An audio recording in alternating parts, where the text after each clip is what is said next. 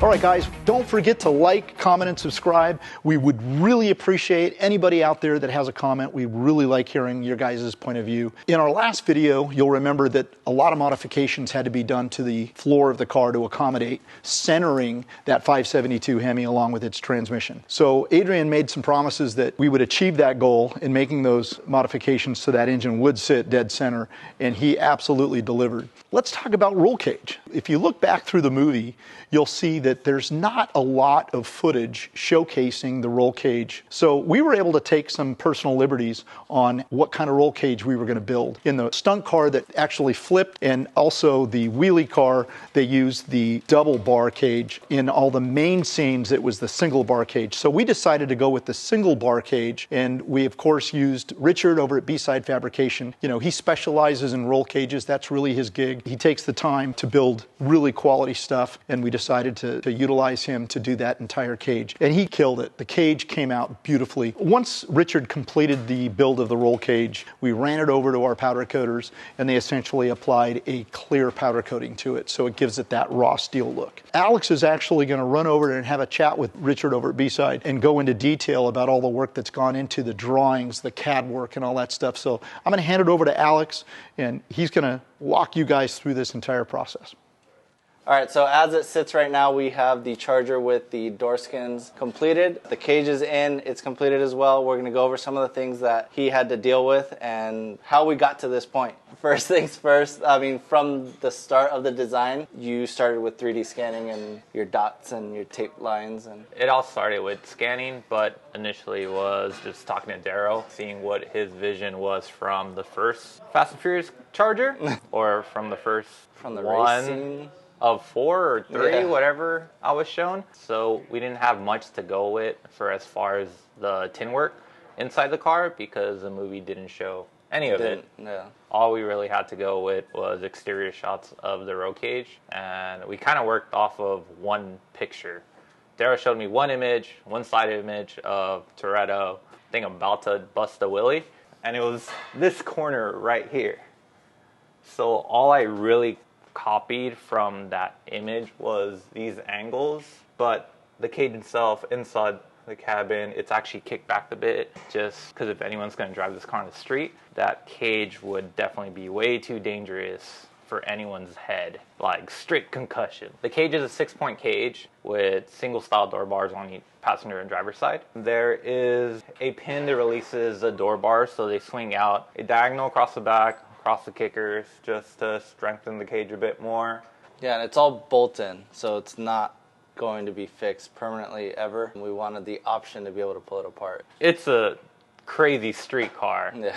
Door bars come out, like, you don't want to bother with the door bar every day. If you didn't want the front half of the cage for some reason, you can just rock it back half only. Yeah, and then moving over to your design work for the tin and where you decided to make your bead roll and how you laid that template out. How I usually work, I grab a piece of cardboard and make templates off of that and have like a dozen or 2 dozen mistakes of just bending cardboard to take shape of panels. And then I cut my pieces off of that and usually have like 1 or 2 mistakes from that. All projects going forward, we actually have a 3D scanner in-house, and we're using that as much as possible to make the projects way better and learn as much as possible and progress. For all the tin work, we scanned the doors, and then we used CAD software to design the door panels. It's pretty cool because we just slide on our flat surface, draw the sketch out on that flat surface, and then we just trace over all the angles of the door, which is pretty awesome and saves a lot of mistakes that weren't made. Yeah, it's saved a lot of guesswork, essentially.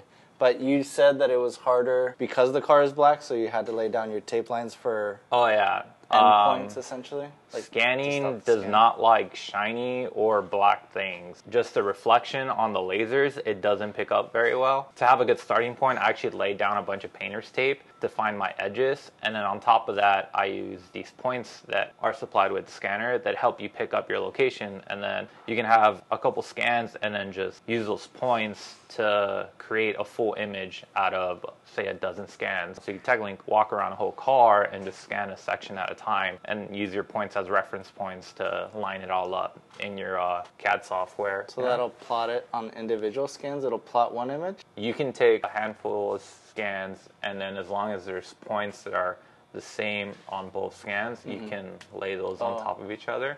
And then make one image. Yeah, make one image. So the design for the door panels. Yeah, so the Fast 4 Charger had tin work done to the door. And it had these 3 stripes that were kind of evenly separated. And it had the shape of the door on the upper and lower piece. Those 3 stripes were kind of just, it looked very weird, and one of them ran directly across the door handle. I kept the whole 3 bead roll design that it originally had. I made it a little wider and actually just lowered the center bead a bit down, and it actually gave a nice design that I was able to follow along towards the back of the car. So the rear panels actually have the lower 2 beads exactly the same thickness, and then that follows along to the back, where I kind of had to just take the shape of the car itself, like what was already there, what was stamped there on its original sheet metal, and it kind of had this triangle design. And the reason sheet metal is stamped is for strength. So in any car, there's no real flat surface. Everything has a shape to it, a stamp, and that's to add rigidity, and that's technically what bead rolling is.